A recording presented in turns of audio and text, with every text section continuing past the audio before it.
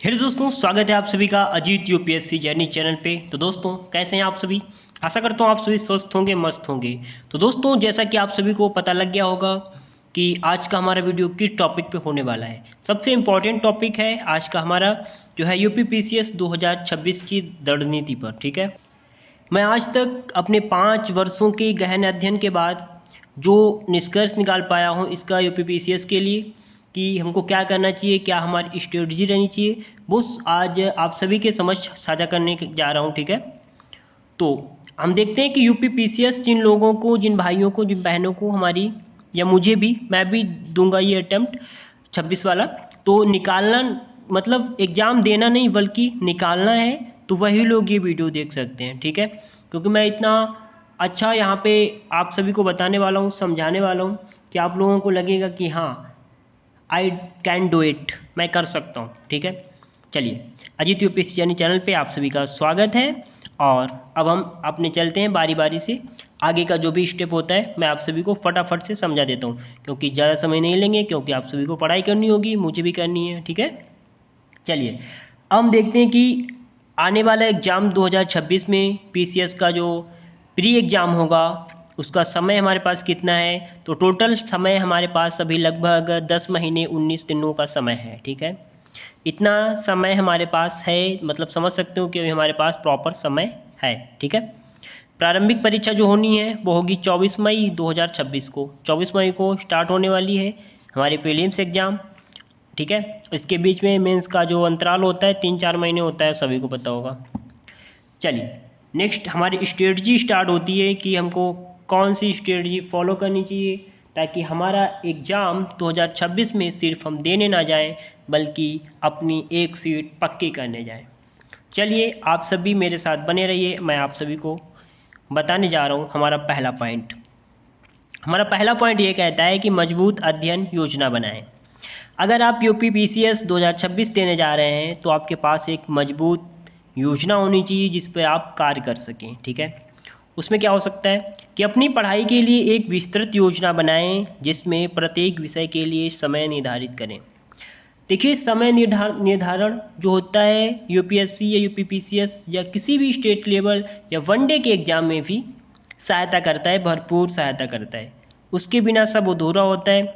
तो विषय के साथ पढ़ें समय निर्धारण करके, क्योंकि यूपीएससी यूपी पीसीएस इतने ऐसा इसका इतना सिलेबस है, इतने सब्जेक्ट हैं, 1 मिनट से ऐसी अपनी जो है समय निर्धारण की योजना बना सकते हैं। ठीक है, ताकि हमारे जो टाइम है मैनेज करके हम पता कर सकें कि देखिए 10 महीने हैं तो 10, ऐसा तो नहीं है कि 10 महीने में हम सिर्फ 2 ही 4 सब्जेक्ट कवर कर सकें। 10 महीने में तो हमको टोटल सब्जेक्ट कवर करने हैं, तो उसी टाइम के हिसाब से हम सब्जेक्ट पर फोकस कर सकें। ठीक है, दूसरा पॉइंट हमारा है पाठ्यक्रम और परीक्षा पैटर्न को समझें।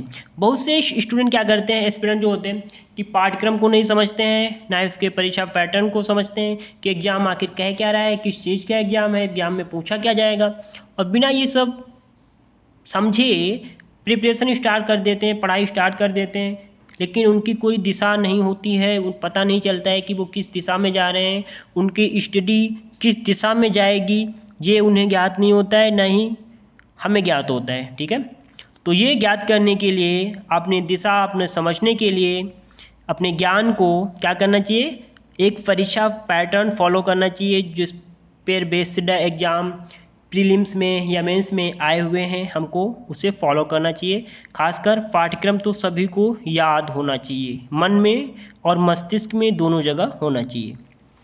ठीक है, चलिए नेक्स्ट थर्ड पॉइंट है हमारा, पिछले वर्षों की प्रश्न पत्रों का विश्लेषण करें। मोस्ट इम्पॉर्टेंट पॉइंट है ये, मोस्ट इम्पॉर्टेंट मैं तो इसे कहूँगा। ठीक है, क्योंकि जब हम अपना पिछला लेखा जोखा देखेंगे, पुराने जो पेपर आते हैं पिछले विगत वर्षों के, उनको देखेंगे तो हमारा क्या होगा, हमारा कॉन्फिडेंस लेवल जो होता है वो हाई होगा। जब उनमें देखेंगे कि हाँ ये तो मुझे क्वेश्चन आ रहा है, मैं तो ये कर लूँगा, आई कैन डू इट, मैंने तो ये सब पढ़ रखा है भाई। अगर और एक बात और है, अगर आपने पढ़ रखा है तो आपका कॉन्फिडेंस लेवल डेवलप होगा। और आपने अगर नहीं पढ़ रखा है तो आपको अंदर से इतना फील आएगा, ये महसूस होगा कि हाँ अगर मुझे ये करना है तो मुझे ये सब पढ़ना पड़ेगा। और आप ठीक उसी रास्ते पर जाएंगे, उसी वेस्ट पर पहुँचेंगे, पढ़ने की कोशिश करेंगे जिस लेवल से यूपीएससी या यूपीपीसीएस प्रश्न को उठाता है। ठीक है, एग्ज़ाम कंडक्ट कराने में जो प्रश्न मिलते हैं वो उस लेवल से लेता है। ठीक है, इम्पोर्टेंट प्रश्न ये पॉइंट रहा हमारा थर्ड वाला। इम्पोर्टेंट सब है बट ये कुछ ऐसे पॉइंट होते हैं जो खासकर हमको समझने चाहिए। चलिए, फोर्थ पॉइंट है हमारा कि नियमित रूप से मॉक टेस्ट दें। इम्पोर्टेंट को ये भी कह सकते हैं, कोई कम नहीं है। ठीक है, मैंने 10 पॉइंट लिए हैं। 10 पॉइंट में टोटल मोस्ट इम्पोर्टेंट है। क्या होता है, नियमित रूप से मॉक टेस्ट दें। अभी मैंने बताया कि कॉन्फिडेंस लेवल विकसित होगा जब हम मॉक देंगे, जान पाएंगे कि हाँ किस प्रकार से नेगेटिव मार्किंग होती है, किस प्रकार से मैं इतना कर रहा हूँ तो मेरे मार्क कितने आ रहे हैं, इतना कर पा रहा हूँ तो कम ही आ रहे हैं या ज़्यादा जा रहे हैं, ये बिल्कुल नहीं आ रहा है, क्या चल रहा है, आखिर किस टाइप में ये क्वेश्चंस आ रहे हैं। तो मॉक देना बहुत ही आवश्यक है यूपीपीसीएस के लिए 2026 के लिए। अभी से आप लोग जुट जाइए, अच्छे से पढ़ाई करिए और मॉक दीजिए। ठीक है, लेकिन अभी मॉक नहीं स्टार्ट करिए अगर आपने कुछ नहीं पढ़ा है तो। मैं अभी बताऊंगा आगे क्या करना है। चलिए, 5 पॉइंट है हमारा करंट अफेयर्स से अपडेट रहें। सभी स्टूडेंट की, सभी एस्पिरेंट्स की, सभी संस्थाओं की, चाहे वो यूपीएससी हो, यूपीपीसीएस हो, जो एग्ज़ाम कंडक्ट कराती है, उसकी एक बेसिक नीड होती है करंट अफेयर्स। जो यहाँ से हर समय करंट से क्वेश्चन पूछे ही पूछे जाते हैं, चाहे वो प्री में हो, मेंस में हो, उसका डेटा ट्रांसफ़र करना हो, या इंटरव्यू में इंटरव्यू पैनल द्वारा पूछे गए क्वेश्चंस हो। ठीक है, तो खासकर आप लोग करंट अफेयर से अपडेटेड रहें। इसके लिए आप हमारा टेलीग्राम ग्रुप ज्वाइन कर सकते हैं। ठीक है, मैंने अभी नीचे नंबर आपको दे दूंगा, उस पर मैसेज कर दीजिएगा तो मैं आप लोगों को ऐड कर दूंगा। इस पर मैं हर मॉर्निंग में खुद पढ़ता हूँ, जो करंट अफेयर्स वो डाल देता हूँ। ठीक है, नंबर 6 पॉइंट है कि अपनी कमजोरियों पर ध्यान दें। हमारे जो वीक पॉइंट हैं, छोटी छोटी जो हम गलतियां करते रहते हैं, टाइम मैनेजमेंट को ना लेकर के सब्जेक्ट इधर उधर कर देते हैं, आज ये पढ़ना था तो चलो ये पढ़ लेते हैं, ऐसा नहीं होना चाहिए। आप जिस हिसाब से टाइम टेबल बनाते हो, आपको एक अध्ययन योजना बनाते हो, किस प्रकार से करना है हमको अध्ययन, ठीक है, तो आपको उसी रास्ते पे चलना है, वही योजना फॉलो करनी है। ठीक है, तो अपने विशेषकर अपनी कमजोरियों पे ध्यान दें। जगह निगेटिविटी आ जाती है हर समय समय पे, तो नकारात्मक सोचें नहीं। ठीक है, ऐसा नहीं होता है कोई कह दे कि हाँ आपसे नहीं हो पाएगा, आप नहीं कर सकते हो, तो ऐसा नहीं है कि सुस्त पड़ जाना है, ऐसा नहीं बिल्कुल करना है। ठीक है, आपको क्या करना है, उसकी बातों को इग्नोर कर करके अपनी स्टडी पर फोकस करना है, और उसको क्या कहते हैं, ईंट का जवाब पत्थर से देना है। कैसे, एग्ज़ाम क्रैक करके, पीसीएस 2026 एग्ज़ाम को क्रैक करके। ठीक है, नेक्स्ट पॉइंट देखते हैं, 7वां। चलिए, हमारा 7वां पॉइंट आप सभी के सामने है। क्या है, निरंतर अभ्यास करें।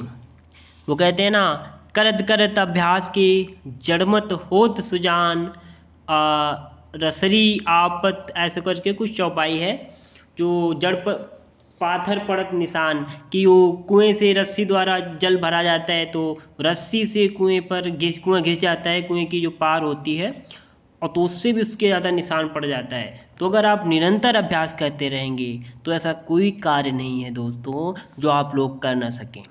हर प्रत्येक कार्य कर सकेंगे जब हम निरंतर अभ्यास करेंगे। खासकर यूपीपीसीएस, यूपीएससी आदि ये जो टफ एग्ज़ाम होते हैं, इनमें यही हमारा ब्रह्मास्त्र होता है। जैसे युद्धों में आप लोग देखते होंगे नहीं, तो इधर उधर तीरों से काम नहीं चलता है, सब बाण फैल हो जाते हैं युद्ध में, तो अंत में ब्रह्मास्त्र काम आता है। तो निरंतर अभ्यास हमारा क्या है, ब्रह्मास्त्र है। चलिए, 8वां पॉइंट है, स्वस्थ रहें। क्या कहते हैं, स्वस्थ रहो मस्त रहो। ठीक है, स्वस्थ नहीं रहोगे तो कोई भी कार्य आप करने में अक्षम रहेंगे, समर्थ नहीं हो पाएंगे, क्योंकि जब हमारा शरीर ऊर्जावान नहीं रहेगा तो किसी भी कार्य में हमारा मन नहीं लगेगा दोस्तों। इसीलिए आप सभी स्वस्थ रहें, अपने स्वास्थ्य का ध्यान रखें। वो आप कैसे रख सकते हैं, उसके लिए आपको पॉइंट 9 फॉलो करना होगा। सकारात्मक रहें, इसके लिए क्या करें, ध्यान करें, योग करें, व्यायाम करें और समय सीमित दिनचर्या रखें, उचित दिनचर्या रखें। नींद के समय नींद लें और वर्क के समय वर्क करें, स्टडी वर्क करें जो आपको करना है, ठीक है। एक सारणी विकसित कर लें, जीवन में एक लक्ष्य बना लें कि हमें कब क्या करना है, कैसे करना है, उसी हिसाब से पर्पस से चलें, ठीक है।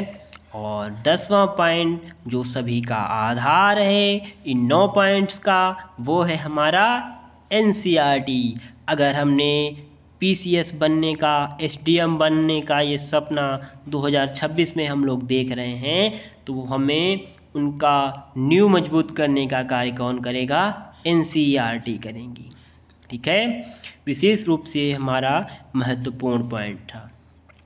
देन अगर आप लोग चाहते हैं कि इसके बाद मैं वो वीडियो भी आप लोगों के लिए ला दूँ जो जिसको मैं फॉलो कर रहा हूँ कि कब कौन सा सब्जेक्ट पढ़ना है 10 महीनों में, कब क्या ख़त्म करना है, करंट अफेयर्स कैसे पढ़ना है, UPPCS के लिए कितना समय चाहिए, तो वो वीडियो भी मैं आप सभी के लिए ला दूंगा, ठीक है। आप लोग अगर वो चाहते हो कि वो वीडियो मैं लाऊं तो कमेंट बॉक्स में यस लिखिए, अगर चाहते हो ना लाऊं तो नो लिख सकते हो, ठीक है। और मिशन 2026 आपको कंप्लीट करेगा इस हमारे 10 पॉइंट से, ओके। तो थैंक यू सो मच। अगर आप हमारे साथ नए हैं तो सब्सक्राइब करके ऑल बेल दबा लीजिएगा ताकि मैं जो भी वीडियो लाता रहूँ वो आप सभी तक पहुँचते रहें, और चैनल को लाइक करना ना भूलिएगा।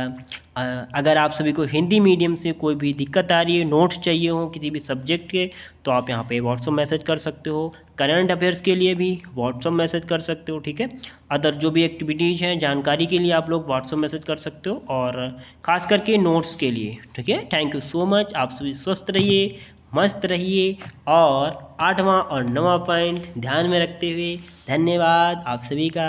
Thank you so much. आप सभी स्वस्थ रहें, मस्त रहें, अपनी पढ़ाई को नए पैर देते रहें ताकि सफलता के सफ़र में ये पैर कभी डगमगाए नहीं। Thank you so much.